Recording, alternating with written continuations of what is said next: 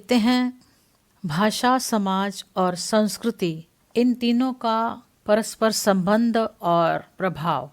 सबसे पहले देखेंगे भाषा का अर्थ क्या है, फिर देखेंगे समाज का अर्थ क्या है, समाज किसे कहते हैं, और फिर संस्कृति क्या है, फिर हम तीनों का परस्पर संबंध और प्रभाव इसके बारे में जानेंगे। तो चलिए देखते हैं। सबसे पहले भाषा, इसके बारे में आप सब जानते हैं, बहुत अच्छे से जानते हैं कि भाषा जो है भावों और विचारों के आदान प्रदान का सर्वोत्तम माध्यम है। सामान्य रूप से ये प्रश्न उठाया जा सकता है कि क्या भावों और विचारों के आदान प्रदान के सभी साधनों को भाषा कहा जाए या नहीं। उदाहरणार्थ, आंखों से इशारा करना, हाथों से इशारा करना, तेज और कम ध्वनियों के माध्यम से इशारा करना। भाषा में शब्द का प्रयोग कई अर्थों के लिए किया जाता है। सामान्य रूप में देखा जाए तो भाषा उन सभी माध्यमों का बोध कराती है जिससे विचारों का आदान प्रदान हो सके। ऐसे में पशु पक्षी की बोली, इंगित भाषा यानी इशारे की भाषा, सड़क पर जलती लाल और हरी बत्ती भी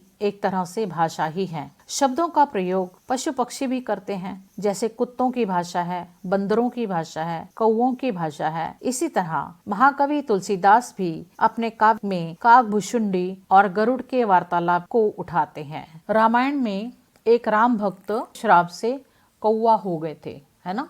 तो तुलसीदास ने अपने काव्य में काकभुशुंडी और गरुड़ के वार्तालाप को उठाते हैं। उनकी भी अपनी एक भाषा है। ठीक इसी प्रकार हिंदी साहित्य में रीतिकाल में कवि बिहारी का नायक नायिका आंखों द्वारा अपने भावों और विचारों का आदान प्रदान भरी सभा में करते हुए पाए जाते हैं। बिहारी का पद है, कहत नटत रीझत खींचत मिलत खिलत लजियात, भरे भवन में करत हैं नैनन ही सो बात।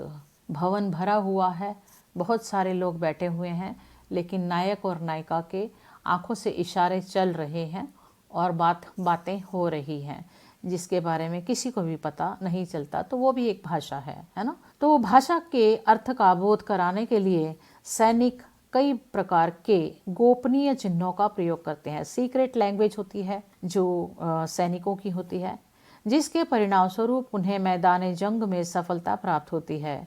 भाषा विज्ञान ऐसी मान्यताओं को नहीं मानता जो समाज विशेष से परे हो, लेकिन भाषा विज्ञान इसे नहीं मानता जिसे समाज नहीं जानता। भाषा समाज विशेष के बीच कार्य करती है। प्रत्येक भाषा का अपना एक समाज होता है, जिसके माध्यम से उस समाज विशेष के लोग अपने भावों का आदान प्रदान करते हैं। समाज से बाहर की भाषा का कोई अस्तित्व नहीं है ना। तो इस भाषा को भाषा नहीं माना जा सकता, जो उनकी सीक्रेट लैंग्वेज है। समाज से परे व्यक्तियों की या फिर कुत्ते बिल्लियों की भाषा है ना। समाज से परे व्यक्तियों के लिए उस भाषा की ध्वनि, शब्द, रूप, वाक्य, अर्थ पूर्ण तरीके से निरर्थक हैं। जैसे हम मलयालम या तेलुगु, तमिल ऐसी भाषाओं को नहीं जानते, या फ्रेंच, लैटिन या फिर चाइनीज़ भाषा है जिसके बारे में हम नहीं जानते, हमारे लिए वो निरर्थक है, हमें नहीं पता वो क्या बोल रहे हैं आपस में, है ना। तो भाषा की उत्पत्ति और विकास व्यक्ति और समाज के बीच रहकर होता है। भाषा का जो विकास होता है वो समाज के द्वारा होता है। समाज के लोग उसमें विकास करते रहते हैं। जैसे पहले संस्कृत भाषा थी, फिर पाली, प्राकृत, ऐसे होते होते खड़ी बोली, फिर आगे अब जैसे हिंदी भाषा अब चल रही है, खड़ी बोली हिंदी आज बोलते हैं, लेकिन आज भी इसमें परिवर्तन होता जा रहा है। आज अंग्रेजी भाषा के बहुत सारे शब्द न चाहते हुए भी अनायास ही हमारी भाषा में आ जाते हैं। व्यक्ति का समाज के साथ संबंध भाषा के माध्यम से होता है ना। अगर मुझे मराठी भाषा आती है और मैं मराठी भाषा के समाज में अगर गई हूँ, तो मैं उनके साथ उस भाषा के माध्यम से उन लोगों के समाज के साथ बैठकर बातचीत कर सकती हूँ, है ना। हम अंग्रेजी भाषा जानते हैं, तो अंग्रेजों के बीच बैठकर भी हम उनके साथ बातचीत कर सकते हैं। तो भाषा के माध्यम से हम उस समाज में प्रवेश कर सकते हैं, है ना। व्यक्ति का समाज के साथ संबंध भाषा के माध्यम से होता है। व्यक्ति जिस शब्द का प्रयोग करता है उसका संबंध समाज से होता है। प्रत्येक शब्द का प्रतीक समाज में व्याप्त होता है। यह प्रतीक व्यक्ति अपनी परंपरा से प्राप्त करता है। जिस रूप में उसने पूर्वजों से सीखा है, उन्हीं का प्रयोग वो आगे चलकर करता रहता है। अब देखते हैं समाज के बारे में, है ना। समाज के बारे में क्या कहा है। तो भाषा के बारे में हमने मोटी बात जान ली कि भाषा जो है विचारों के आदान प्रदान की हमारा एक साधन है। भाषा जो है समाज का एक महत्वपूर्ण अंग है। भाषा समाज का प्रमुख अंग है। इसलिए सामाजिक अंग होने के नाते भाषा का सामाजिक और सांस्कृतिक संदर्भों में अध्ययन करना अत्यंत आवश्यक है। विविधता समाज की प्रमुख विशेषता है। समाज में ऊंच नीच, अमीर गरीब, छोटा बड़ा, रिश्ते नाते, स्त्री पुरुष, गोरे काले आदि विभिन्न प्रकार के वर्ग रहते हैं। इन्हीं विभिन्नताओं के कारण भाषा समरूपी न होकर विषम रूपी है। अतः भाषा और समाज के विविध रूपों को देखा गया है। भाषा और समाज, तो इसमें हम 4 भाग आते हैं। भाषाई वर्ग क्या है, जातीय भाषा क्या है, भाषा और लिंग क्या है, और भाषा की अस्मिता के बारे में। इसके भाषा और समाज या भाषा और वर्ग के बारे में वीडियो बनी हुई है, आप उसे देख सकते हैं। भारतीय भाषाई समाज में हिंदी हमारी सामाजिक सत्ता के रूप में उभर कर सामने आई है, जो बोलियों के रूप में विभिन्न पड़ावों से गुजरकर एक निश्चित अर्थ के रूप में स्थापित हुआ है। इसके पीछे जो सबसे महत्वपूर्ण कारण है वो ये कि हिंदी माध्यम से ही हम अपनी सामाजिक अस्मिता को पहचान पाए हैं। हिंदी में एक ऐसी शक्ति है जो विविध क्षेत्रीय समाज, संस्कृति, भाषा, बोली आदि सभी को एक सूत्र में बांधकर राष्ट्रीय एकता की पहचान कराती है। हिंदी की जितनी भी बोलियां हैं प्रायः आपस में एक दूसरे से प्रभावित है। ये सभी बोलियां हिंदी की हैं, तभी तो खड़ी बोली, अवधी, मैथिली, भोजपुरी सभी पर लिखने वाले कवियों को हिंदी कवि कहते हैं। इसका दूसरा कारण इन बोलियों का सामान्य शब्द भंडार है। सामान्य शब्द भंडार के कारण कबीर, सूर, तुलसी की रचनाएं लोगों में अधिक लोकप्रिय हैं। समाज की तरह संस्कृति शब्दों को भी बार बार और कभी अस्पष्ट ढंग से प्रयोग किया जाता है। रोजमर्रा की बातों में संस्कृति कला तक सीमित है अथवा कुछ वर्गों का, यहाँ तक कि देशों की जीवन शैली की तरफ संकेत करती है। समाजशास्त्री एवं मानव विज्ञानी उन सामाजिक संदर्भों का अध्ययन करते हैं जिनमें संस्कृति विद्यमान है। वे संस्कृति को अलग से लेकर इसके विभिन्न पक्षों के बीच संबंधों को जानने का प्रयास करते हैं। जिस प्रकार आपको अनजानी जगह या प्रदेश का पता लगाने के लिए एक मानचित्र की आवश्यकता होती है, उसी तरह से समाज में व्यवहार करने के लिए आपको संस्कृति की आवश्यकता होती है। संस्कृति एक सामान्य समझ है जिसको समाज में अन्य व्यक्तियों के साथ सामाजिक अंतक्रिया के माध्यम से सीखा तथा विकसित किया जाता है। किसी भी समूह की आपसी सामान्य समझ इसे अन्य से अलग करती है तथा इसे एक पहचान प्रदान करती है। लेकिन संस्कृति कभी भी परिष्कृत उत्पाद नहीं होती, ये सदा परिवर्तनशील तथा विकसित होती रहती है। जो संस्कृति है हमेशा परिवर्तनशील होती है। इसके तत्व लगातार जुड़ते, घटते, विस्तारित, संकुचित तथा पुनः व्यवस्थित होते रहते हैं। इसके फलस्वरूप संस्कृतियाँ प्रकार्यात्मक इकाई के रूप में गतिशील रहती है। व्यक्तियों की अन्य व्यक्तियों के साथ सामान्य समझ विकसित करने तथा विभिन्न चिन्हों तथा संकेतों का वही अर्थ ग्रहण करने की क्षमता ही मानव को अन्य प्राणियों से अलग करती है। अर्थ का सृजन सामाजिक सद्गुण है जिसे हम परिवारों, समूहों तथा समुदायों में अन्य व्यक्तियों के साथ रहकर सीखते हैं। हम परिवार के सदस्यों, मित्रों तथा साथियों के साथ विभिन्न सामाजिक परिवेशों में अंतःक्रिया के द्वारा विभिन्न साधनों तथा तकनीकों के साथ साथ अभौतिक चिन्हों तथा संकेतों का प्रयोग करना सीखते हैं। इनमें से अधिकांश ज्ञान की जानकारी हमें व्यवस्थित ढंग से मौखिक रूप से या किताबों के माध्यम से होती है। सीखने की प्रक्रिया से हमें समाज में अपनी भूमिका तथा उत्तरदायित्व को पूरा करने में सहायता मिलती है। परिवार में हमें प्रारंभिक सामाजिकरण को सीखते हैं, जबकि स्कूल तथा अन्य संस्थाओं में द्वितीयक सामाजिकरण होता है। मनुष्य विभिन्न प्राकृतिक परिवेशों जैसे पहाड़ों तथा मैदानों, जंगलों तथा स्वच्छ स्थलों, रेगिस्तानों तथा नदी घाटियों, द्वीपों तथा मुख्य भूमि में रहते हैं। वह विभिन्न सामाजिक स्थानों जैसे गांवों, कस्बों तथा शहरों में भी रहते हैं। विभिन्न वातावरणों में प्राकृतिक तथा सामाजिक स्थितियों का सामना करने के लिए व्यक्ति विभिन्न नीतियां अपनाते हैं। इससे जीवन जीने के विभिन्न तरीकों या संस्कृतियों का विकास होता है। भारत में तमिलनाडु तथा केरल के समुद्री किनारों के साथ साथ अंडमान तथा निकोबार द्वीप समूह के कुछ भागों को प्रभावित करने वाले 26 दिसंबर 2004 को आए सुनामी के विध्वंस के दौरान अपनाई गई सुरक्षा तकनीकों में विषमताएं इसका प्रमाण थी। मुख्य भूमि तथा द्वीपों के लोग अपेक्षाकृत आधुनिक जीवन शैली अपना रहे हैं। इन द्वीपों के मछुआरे तथा सेवा कार्मिक सचेत नहीं थे तथा इन्होंने अत्यधिक विध्वंस को सहन किया है और इसमें अनेक लोगों ने जान गंवाई। दूसरी ओर द्वीपों में रहने वाले आदिम जनजातियों जैसे ओंगे, जारवा, ग्रेट अंडमानी और शोम्पेन, जिनकी आधुनिक विज्ञान तथा तकनीक तक पहुंच नहीं है, अपनी अनुभवी जानकारी के आधार पर आपदा का पूर्वानुमान लगा लिया तथा ऊंचाई वाले स्थानों पर जाकर अपना बचाव कर लिया। इससे पता चलता है कि आधुनिक विज्ञान तथा तकनीक तक पहुंच होने से आधुनिक संस्कृति द्वीपों में रहने वाले जनजातियों की संस्कृति से बेहतर नहीं हो जाती। अतः संस्कृतियों को श्रेणीबद्ध नहीं किया जा सकता, परंतु प्रकृति द्वारा आरोपित दबावों का सामना करने के लिए इनकी पर्याप्त या अपर्याप्त योग्यता के आधार पर इन्हें जांचा जरूर जा सकता है। संस्कृति की परिभाषा। सामान्यतः संस्कृति शब्द का प्रयोग शास्त्रीय संगीत, नृत्य कला, चित्रकला में परिष्कृत रुचि का ज्ञान प्राप्त करने के संदर्भ में किया जाता है। ये परिष्कृत रुचि लोगों को असांस्कृतिक आम व्यक्तियों से अलग करने के लिए रखी गई थी। जैसा कि आजकल हम देखते हैं कि हम स्वयं चाय के स्थान पर कॉफ़ी को प्राथमिकता देते हैं।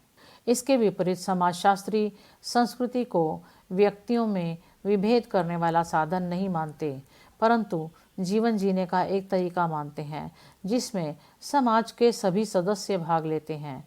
प्रत्येक सामाजिक संस्था अपनी स्वयं की संस्कृति का विकास करती है। किसी भी व्यक्ति द्वारा अपनी संस्कृति के संज्ञानात्मक पक्ष की पहचान इसी संस्कृति के भौतिक पक्ष तथा इसके मानकीय पक्ष की पहचान करने की तुलना में कठिन होता है। संज्ञान का अर्थ समझ से है। अपने वातावरण से प्राप्त होने वाली समस्त सूचना का हम कैसे उपयोग करते हैं। साक्षर समाजों में विचार किताबों तथा दस्तावेजों में दिए होते हैं जो पुस्तकालयों, संस्थाओं या संग्रहालयों में सुरक्षित रखी जाती हैं, परंतु निरक्षर समाजों में दंत कथाएं या जनश्रुतियाँ याददाश्त में रहती हैं तथा मौखिक रूप में हस्तांतरित की जाती हैं। वहाँ मौखिक परंपरा के विशेषज्ञ होते हैं जिन्हें अनुष्ठानों तथा उत्सवों के अवसर पर सब सुनाने तथा याद रखने का प्रशिक्षण दिया जाता है। एक अध्ययन में यह बताया गया है कि लगभग 3000 विद्यमान भाषाओं में केवल 78 ही साहित्य में उपलब्ध हैं। ओंग सुझाव देते हैं कि अलिखित सामग्री में कुछ निश्चित विशेषताएं होती हैं। इसे याद रखने हेतु आसान बनाने के लिए इसमें शब्दों को बार बार दोहराया जाता है। किसी भी अनजानी संस्कृति के लिखित विवरण को पाठकों की तुलना में मौखिक क्रिया को श्रोता आसानी से ग्रहण करता और समझता है। मूल पाठ को जब लिखा जाता है वो विस्तारित हो जाती है। ऐतिहासिक तौर पर हमारे जैसे समाजों में साक्षरता केवल अधिक सुविधा प्राप्त व्यक्तियों को ही उपलब्ध हुई। समाजशास्त्रीय अध्ययनों का प्रायः इस बात की खोज से सरोकार रहा है कि जिन परिवारों में कोई भी व्यक्ति कभी स्कूल नहीं गया हो, उसके जीवन के लिए साक्षरता को कैसे प्रासंगिक बनाया जाए। इससे अप्रत्याशित उत्तर भी प्राप्त हो सकते हैं। जैसे कि एक सब्जी विक्रेता पूछता है कि उसको वर्ण अक्षर जानने की क्या आवश्यकता, जबकि वह दिमाग से गणना कर सकता है कि उसके ग्राहक को क्या देना है। समकालीन विश्व में अत्यधिक रूप में लिखित श्रव्य और दृश्य रिकॉर्ड पर विश्वास करने की छूट देता है। तथापि भारतीय शास्त्रीय संगीत के विद्यार्थियों को अभी भी उनके द्वारा प्राप्त ज्ञान को याद रखने के लिए कहा जाता है और इसे लिखने के लिए हतोत्साहित किया जाता है। हमें अभी भी इलेक्ट्रॉनिक साधनों, बहुविध माध्यमों, मोबाइल तथा इंटरनेट के प्रभावों की पूरी जानकारी नहीं है। क्या आप सोचते हैं कि यह नई प्रणालियां हमारी एकाग्रता तथा अवधि तथा संज्ञानात्मक संस्कृति पर प्रभाव डालती हैं? संस्कृति के मानकीय पक्ष, मानकीय यानी स्टैंडर्ड। मानकीय पक्ष में लोक रीतियाँ, लोकाचार, प्रथाएं, परिपाटियां तथा कानून शामिल है। यह मूल्य या नियम ही हैं जो विभिन्न संदर्भों में सामाजिक व्यवहार को दिशा निर्देश देते हैं। सामाजिकरण के परिणाम स्वरूप हम प्रायः सामाजिक मानकों का अनुसरण करते हैं क्योंकि हम वैसा करने के आदी होते हैं। सभी सामाजिक मानकों के साथ स्वीकृतियां होती हैं जो कि अनुरूपता को बढ़ावा देती हैं। संस्कृति का भौतिक पक्ष। भौतिक पक्ष औजारों, तकनीकों, यंत्रों, भवनों तथा यातायात के साधनों के साथ साथ उत्पादन तथा संप्रेषण के उपकरणों से संदर्भित है। नगरीय क्षेत्रों में चलित फोन, वादक यंत्रों, कारों तथा बसों, एटीएम, रेफ्रिजरेट तथा संगणकों यानी कंप्यूटर का दैनिक जीवन में व्यापक प्रयोग तकनीक पर निर्भरता को दर्शाता है। यहाँ तक कि ग्रामीण क्षेत्रों में ट्रांजिस्टर रेडियो का प्रयोग या उत्पादन बढ़ाने के लिए, सिंचाई के लिए नीचे से पानी को ऊपर उठाने के लिए इलेक्ट्रॉनिक मोटर पंपों का प्रयोग तकनीकी उपकरणों को अपनाए जाने को दर्शाता है। सारांश में संस्कृति के दो सैद्धांतिक आयाम हैं, एक भौतिक और एक अभौतिक। जहाँ संज्ञानात्मक तथा मानकीय पक्ष अभौतिक है, वहीं भौतिक आयाम उत्पादन बढ़ाने तथा जीवन स्तर को ऊपर उठाने के लिए महत्वपूर्ण है। संस्कृति के एकीकृत कार्यों हेतु भौतिक तथा अभौतिक आयामों को एकजुट होकर कार्य करना चाहिए, परंतु जब भौतिक तथा तकनीकी आयाम तेजी से बदलते हैं तो मूल्य तथा मानकों की दृष्टि से अभौतिक पक्ष पिछड़ जाते हैं। इससे संस्कृति के पिछड़ने की स्थिति उत्पन्न हो सकती है। अभौतिक आयाम तकनीकी विकास के साथ तालमेल बिठाने में सक्षम हो। संस्कृति तथा पहचान। पहचान विरासत में नहीं मिलती, अपितु यह व्यक्ति तथा समाज को इनके दूसरे व्यक्तियों के साथ प्राप्त होती है। संस्कृति तथा पहचान। पहचान विरासत में नहीं मिलती, अपितु यह व्यक्ति तथा समाज को इनके दूसरे व्यक्तियों के साथ संबंधों से प्राप्त होती है। व्यक्ति को उसके द्वारा अदा की गई सामाजिक भूमिका ही पहचान प्रदान करती है कि उस व्यक्ति ने समाज के लिए क्या किया है। आधुनिक समाज में प्रत्येक व्यक्ति बहुविध भूमिकाएं अदा करता है। उदाहरणार्थ, परिवार में व्यक्ति माता पिता या एक बच्चा हो सकता है, परंतु प्रत्येक विशेष भूमिका के लिए निश्चित उत्तरदायित्व तथा शक्तियां होती हैं। भूमिकाओं को प्रभावी बनाना पर्याप्त नहीं होता, इन्हें पहचान तथा मान्यता प्राप्त होनी चाहिए। ऐसा प्रायः भूमिका अदा करने वाले व्यक्तियों द्वारा प्रयुक्त की जाने वाली भाषा को मान्यता देकर किया जा सकता है। स्कूलों में विद्यार्थियों के पास अपने अध्यापकों, अन्य विद्यार्थियों तथा कक्षा में प्रदर्शनों का उल्लेख करने का अपना तरीका होता है। इस भाषा के सृजन द्वारा, जिसमें कुछ कूट अर्थ भी होते हैं, स्त्रियां अपनी भाषा बनाने के लिए प्रसिद्ध हैं, जिसके द्वारा वे अपना निजी समय प्राप्त कर लेती हैं, जो कि पुरुषों के नियंत्रण से बाहर होता है। विशेष रूप से ग्रामीण क्षेत्रों में तालाब में स्नान करते समय तथा नगरीय क्षेत्रों में छतों पर कपड़े सुखाते समय एकत्रित होकर किसी भी संस्कृति की अनेक उप संस्कृतियां हो सकती हैं, जैसा कि संभ्रांत तथा कामगार वर्ग के युवा। उप संस्कृतियों की पहचान शैली, रुचि तथा संघ से होती है। किसी विशेष उप संस्कृति की पहचान उसकी भाषा, कपड़ों, संगीत और विशेष प्रकार के प्रति प्राथमिकता या उसके समूह के अनेक सदस्यों के साथ उसकी अंतःक्रिया के प्रकार से की जा सकती है। उप संस्कृति समूह एक संबद्ध इकाई के रूप में भी कार्य कर सकता है, जो समूह के सदस्यों को पहचान देता है। ऐसे समूहों में नेता तथा अनुयायी हो सकते हैं, परंतु समूह के सदस्य समूह के उद्देश्यों से वचनबद्ध होते हैं तथा इकट्ठे होकर इन उद्देश्यों की प्राप्ति के लिए कार्य करते हैं। उदाहरण के लिए, आस पड़ोस के युवा सदस्य क्लब बना सकते हैं ताकि अपने आप को खेलों तथा अन्य संरचनात्मक कार्यों में व्यस्त रखा जा सके। ऐसे कार्यों से सदस्यों की समाज में सकारात्मक छवि बनती है। इससे सदस्यों को अपनी छवि सकारात्मक बनाने में सहायता ही नहीं मिलती, अपितु इससे अपने कार्यों को और बेहतर ढंग से करने की प्रेरणा मिलती है। समूह के रूप में उनकी पहचान में रूपांतरण होता है और समूह अपने को अन्य समूह से अलग करने में सक्षम है और इस तरह आस पड़ोस में स्वीकृति तथा मान्यता द्वारा अपनी पहचान बनाता है। जब संस्कृतियां एक दूसरे के संपर्क में आती हैं तो अपने सांस्कृतिक मूल्यों तथा अन्य संस्कृतियों के लोगों के व्यवहार तथा आस्थाओं का मूल्यांकन करने के लिए, प्रयोग करने के लिए जिन सांस्कृतिक मूल्यों या मानदंड या मानक के रूप में प्रदर्शित किया गया है, उन्हें अन्य संस्कृतियों की आस्था तथा मूल्यों को श्रेष्ठ माना जाता है। सांस्कृतिक परिवर्तन वो तरीका है जिसके द्वारा समाज अपनी संस्कृति के प्रतिमानों को बदलता है। परिवर्तन के लिए प्रेरणा आंतरिक या बाहरी हो सकती है। उदाहरण के लिए आंतरिक कारणों में कृषि या खेती करने की नई पद्धतियां कृषि उत्पादन को बढ़ा सकती हैं, जिससे खाद्य उपभोग की प्रकृति तथा कृषक समुदाय की जीवन शैली में परिवर्तन आ सकता है। दूसरी तरफ बाहरी हस्तक्षेप जीत या उपनिवेशीकरण के रूप में हो सकते हैं, जिसमें एक समाज के सांस्कृतिक आचरण तथा व्यवहार में गहरे परिवर्तन हो सकते हैं। प्राकृतिक वातावरण में परिवर्तन अन्य संस्कृतियों से संपर्क या अनुकूलन की प्रक्रियाओं द्वारा सांस्कृतिक परिवर्तन हो सकते हैं। प्राकृतिक वातावरण या परिस्थिति में परिवर्तन से लोगों की जीवन शैली में महत्वपूर्ण परिवर्तन हो सकते हैं, जबकि जंगलों में रहने वाले समुदायों को जंगलों तक रहने तथा इसकी उपज से कानूनी प्रतिबंधों के कारण या जंगलों के समाप्त होने के कारण रोका जाएगा, तो इससे निवासियों तथा उनकी जीवन शैली पर अनेक विपरीत प्रभाव हो सकते हैं।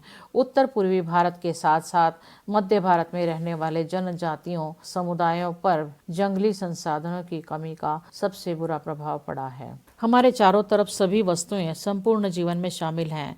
पौधे, पशु, अतिथि, पर्व, उत्सव, लड़ाइयाँ, मित्रता, साहचर्य, भेदभाव, घृणा, ये सभी और इससे ज्यादा वस्तुएं एक ही स्थान पर हम लोगों के घरों में उपलब्ध होती हैं। यद्यपि कभी कभी जीवन जटिल दिखाई देता है और कभी उत्कृष्ट दिखाई देता है। जन्म के समय बच्चा, जिसे हम समाज कहते हैं या सामाजिक व्यवहार, उसके बारे में कुछ भी नहीं जानता, परंतु जैसे जैसे बच्चा बड़ा होता है वो केवल भौतिक संसार के बारे में ही नहीं सीखता, अपितु अच्छे या बुरे लड़के लड़की से क्या तात्पर्य है यह भी सीखता है। वो जानता है कि किस प्रकार के व्यवहार की प्रशंसा होगी तथा किस प्रकार के व्यवहार की अनुमति नहीं मिलेगी। सामाजिकरण को उस प्रक्रिया के रूप में परिभाषित किया जा सकता है जिसके द्वारा असहाय शिशु धीरे धीरे स्वयं जानकारी प्राप्त करता है और आत्म जागरूक बनता है, जो उस संस्कृति के तरीकों के बारे में भली भांति जानता है जिसमें वो जन्म लेता है। वास्तव में सामाजिकरण के बिना एक व्यक्ति मानव की तरह व्यवहार नहीं कर सकता। आपस में से अधिकतर ने मिदनापुर